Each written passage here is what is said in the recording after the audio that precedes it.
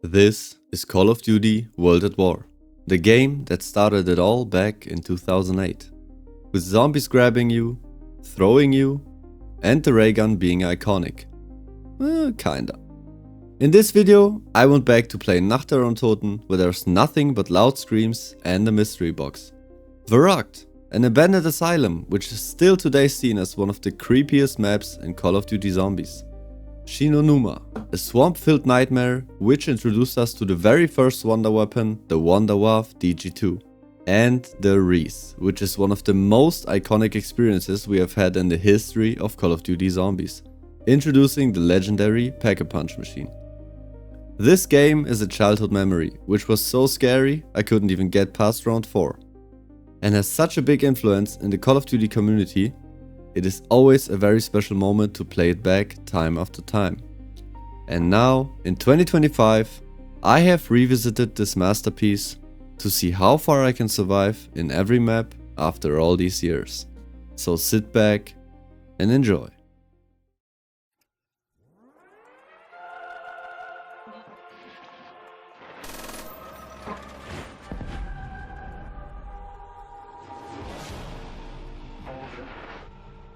This intro always gives me the chills. World at War has nailed the point of giving you a specific feeling when playing the game. Nacht der Untoten, the map where it all began. What started as a simple bonus mode ended up becoming one of the biggest storylines in Call of Duty history. This map is pure bare-bones survival. Just 3 doors to open, 1 mystery box, and wave after wave of the undead. In this map, the fun part comes in the challenge. Tight hallways, small rooms, and endless hordes of zombies. That's exactly what keeps you coming back again and again. First of all, I buy the Car 98K. I mean, who doesn't? It's a classic, right? On this map, the zombies take forever to spawn in, so I'm just chilling and sniping them from far away to get through the early rounds quicker. And having a thermal sight on Chronicles really helps in that case. Since we have no perks, traps or anything, I have to believe in my box luck. And at the start of round 4, I opened the help door and started spinning the box and managed to get the M1 Garand. And oh boy, the sound of the clip pinging out has to be one of the most satisfying sounds in COD history. I continue to stack up points so I can get the ray gun and flamethrower to finish my, I would say, pretty easy setup on this map. After that, I managed to get the Browning, which is perfect to get some points and get through the first rounds. And then I pretty much camp in the back of this room, keeping the window behind me barricaded and clearing everything coming towards me, since the zombies are still coming slowly. On round 8, I got pretty lucky and I managed to get the ray gun early, which helps me to get through the rounds easier. And I feel like the ray gun is pretty common on this map. I continue to sit in the back of this room using the Browning and ray gun because the rounds are still pretty chill. And around 14, I started training the zombies because everything got a little bit more heated and the zombies started coming faster. And after hitting round 16, I finally managed to get the flamethrower, so I am now fully set up.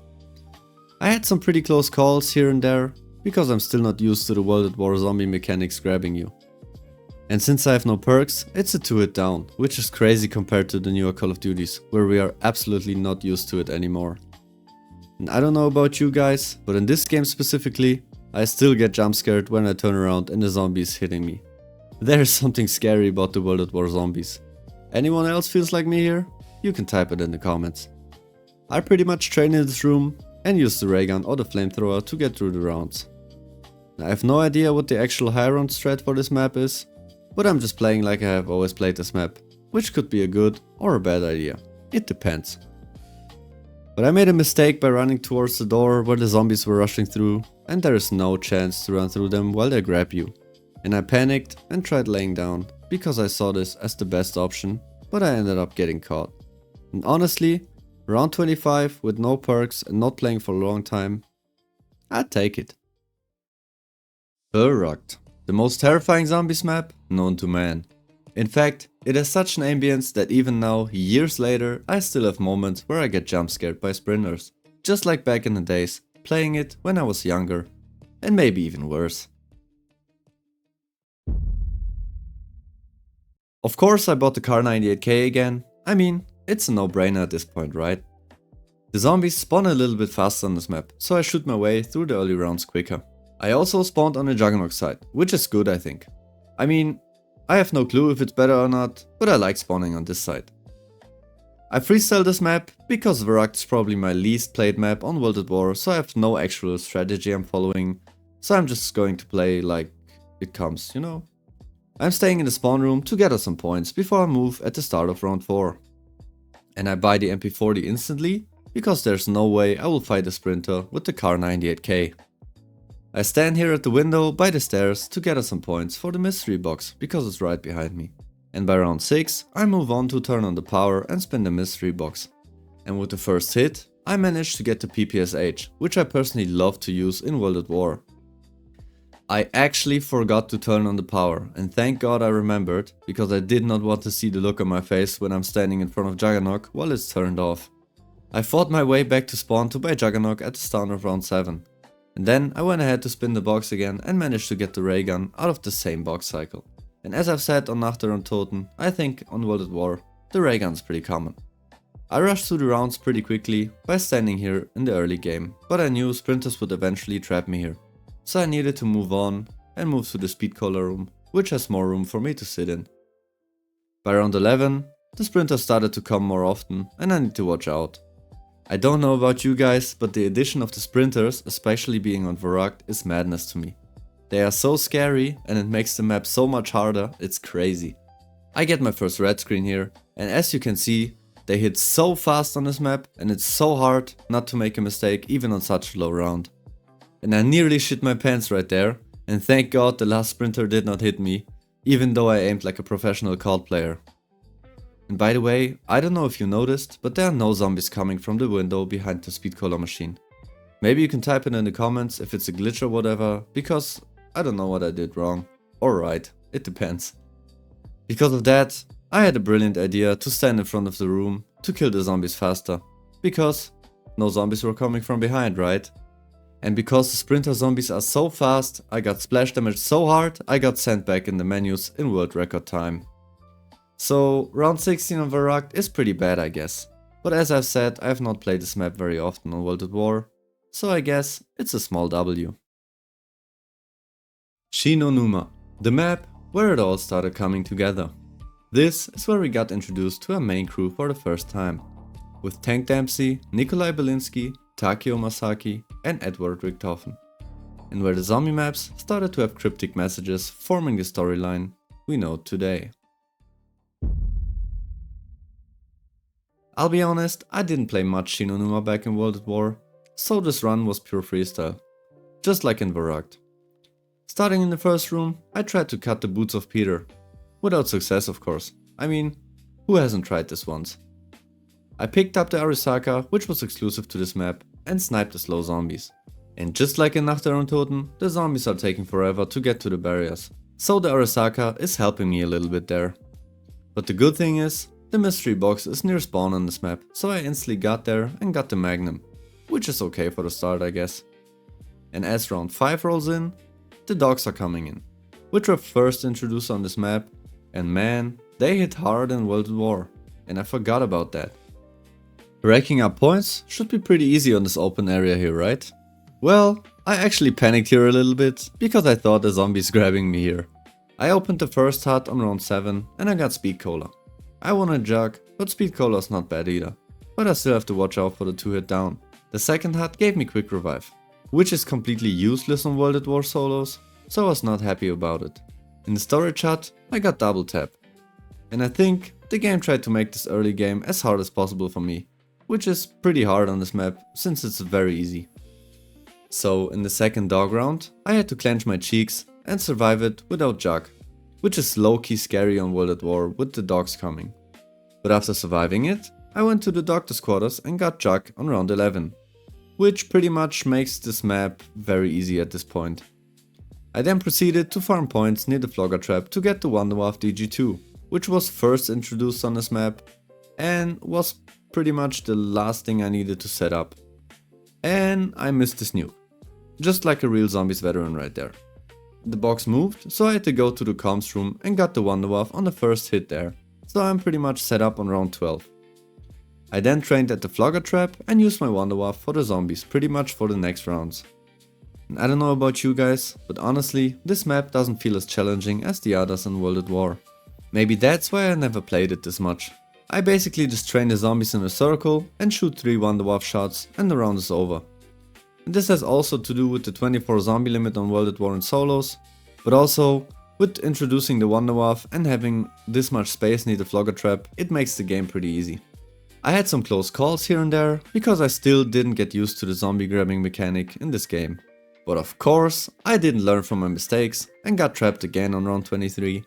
But this time, I got slapped back to the main menu. Round 23 on Numa is pretty weak, I guess. But not playing for such a long time, I still have to get used to the World at War zombie grabs, man. The Riese. I was very excited to play this one. Maybe one of the most influential maps in zombies history. It was the first map to have the Pack-a-Punch and removal of the 24 zombie limit in solos, which makes this map the most challenging out of all the World at War zombie maps. Starting off, I farmed some points with the trusty M1911, with my goal to get out of spawn as fast as possible to grab the Thompson by round 3. As soon as I grabbed the Thompson, I stayed in the Thompson room and farmed some points so I can move on to the power switch and mystery box. By the end of round 5, I was on the move. I turned on the power and hit the box, and on the first spin I got monkey bombs, which were introduced on this map. And I guess Treyarch wanted to make sure everyone tried them. My second box hit was the PPSH, and it's pretty much looking like a promising start. I just need the Wonderwaffe DG2 for the perfect setup right here. My dumbass wanted to grab double points and nearly got double swept, which would be a big throw after this start. After finishing the dog round, I bought Jog by the end of round 7 and picked up Speed Cola soon after, so I didn't have to worry about the perks later. At the start of round 11, I started to link the teleporters to get access to Pack-a-Punch, starting with the one near Catwalk, then the second one in the engine room, and finally the third one to unlock Pack-a-Punch. Then I made a mistake. Again. Tried to Pack-a-Punch mid-round, thinking I was stacked enough. Yeah, not my smartest move. And I somehow escaped, but it was way too close. At the end of round 12, I finally packed the PPSH, and oh man, that camo, that sound, easily one of the most satisfying Pack-a-Punch weapons in Call of Duty history. After that, I camped by the window in the teleporter room, spinning the box until I finally got the Wonderwaffe DG2 on round 14. All that was left was to Pack-a-Punch it, and I'd be fully set. For my strat, I chose the Thompson room, in which I would train and shoot the zombies. I have to watch out though, because in the Riese, if you shock yourself with the DG2, you lose your Juggernaut, so it pretty much ends your game because you're a one hit down. I don't know why this has never been patched, but it is what it is. I was having so much fun using the Wonderwaffe that I completely forgot I even had the pack PPSH. And like always, I kept underestimating how bad the zombie grabs are in World at War. I know, I'm repeating myself. And I almost went down again, but somehow got away. But then something happened I have never seen before. I get trapped in this corner, shoot my Wonderwaffe and jump, and a zombie glitches below me, throwing me in the air, glitching me out of the corner, and I had the biggest laugh of my life. Just listen to it.